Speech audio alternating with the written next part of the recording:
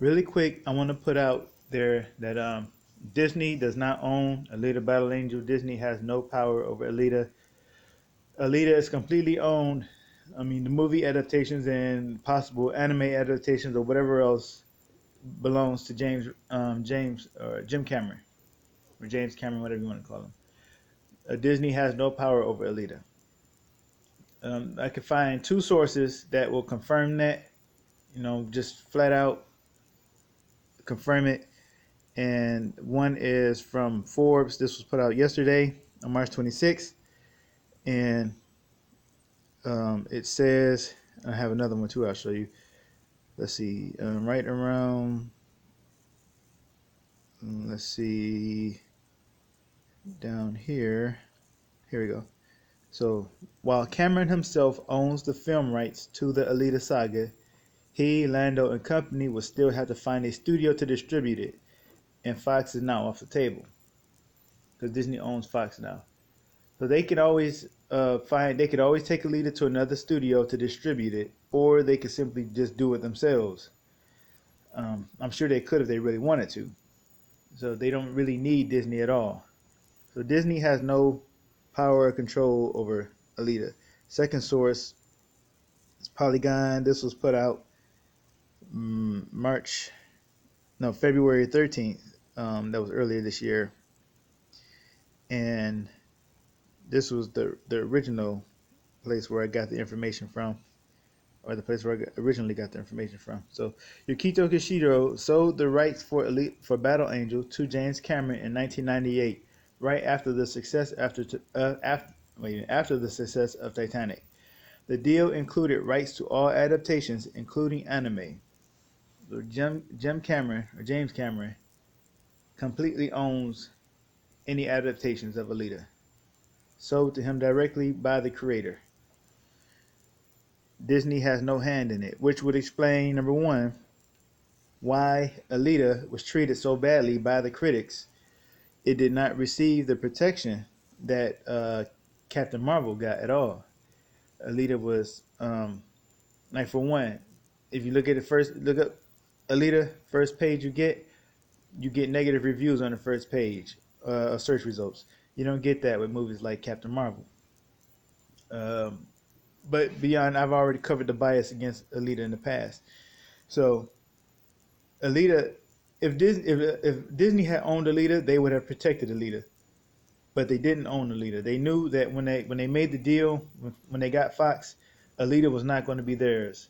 So that's why the Shield critics and so on were free to attack this movie and not give it any sort of protection, the same kind of protection that Captain Marvel got. Now, oh yeah, so looking at the Twitter page also, or the Twitter, uh, uh, the last post from the Twitter account. The Alita Battle Angel Twitter account went dark about 7 days ago. It was posting daily before that. Now, the Twitter account was under Fox's control, of course, but now Fox has moved to Disney.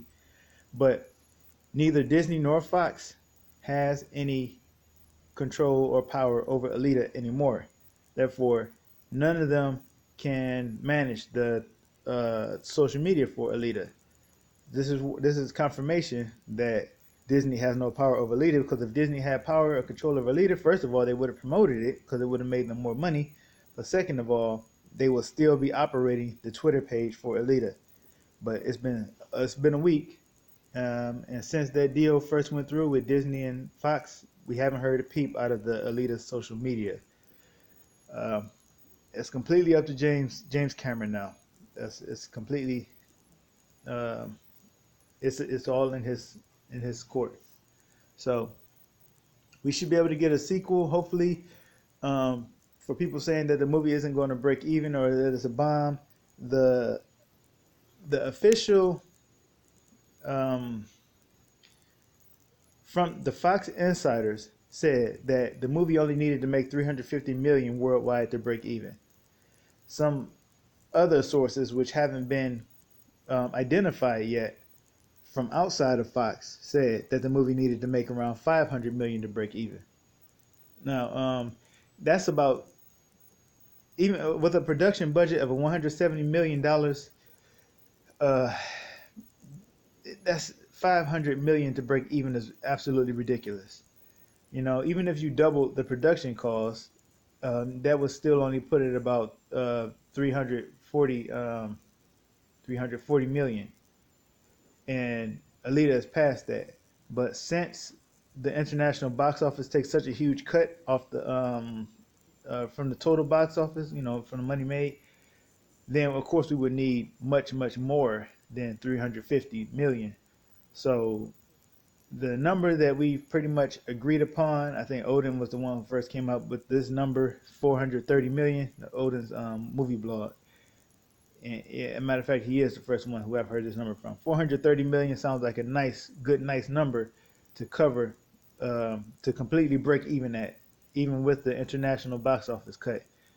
So right now, Alita is probably going to end around 404 or 405 million, being optimistic. And I believe we can do it. Alita challenge. Keep going to see the movie. Tell other people to see the movie. Um, and the rest of the money, what about 24, 25 million? I believe will be made up in streaming and DVD. And and if this movie really does take off, because a lot of people I've heard said they were just planning on streaming it or planning on watching it when it comes to Blu-ray anyway, and not even seeing it at the movies, which is a shame. But so if they do that, that's a whole lot more people than $25 million worth. You know, we might get $35 million in sales. So at that point, Alita's making profit. So it's definitely not a bomb like people are trying to spin it. It's not a failure like people are trying to spin it too. Like the haters out there trying to say it's a failure. It's not a failure. This movie is doing good. You know, not great, but it's doing good. And and really, whether or not we get a sequel is completely up to James Cameron now. He knows he didn't lose money on this movie. He won't lose money on it, at least right now. He's still trying to make the money back, but he will make the money back. It's pretty much a guarantee. It's just a matter of where his priorities are at. Is he really wanting to proceed with Avatar next, or will he just jump into the next Alita movie? And I hope it'll be the next Alita movie. So yeah, I hope that clears up some things, and I hope the audio wasn't too bad. I can't help it, my phone is just crap when it comes to recording. So thanks for listening.